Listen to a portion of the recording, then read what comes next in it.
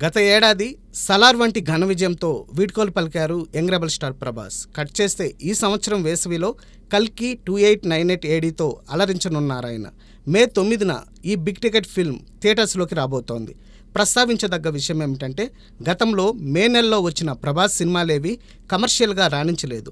2004లో అడవిరాముడు, 2007లో మున్నా, 2008లో బుజ్జిగాడి చిత్రాలతో మే నెలలో పలకరించిన ప్రభాస్కి ఆయా చిత్రాలు నిరాశనే మిగిల్చాయి. ఇక మాస్ మహారాజా రవితేజ విషయానికి వస్తే, అతని తాజా చిత్రం ఈగల్ ఫిబ్రవరి 9న రాబోతోంది. గతంలో ఫిబ్రవరి మాసంలోనే రవితేజ కథానాయకుడిగా షాక్, నిప్పు, టచ్ చేసి చూడు, కిలాడి చిత్రాలు విడుదలై డిసప్పాయింట్ చేశాయి.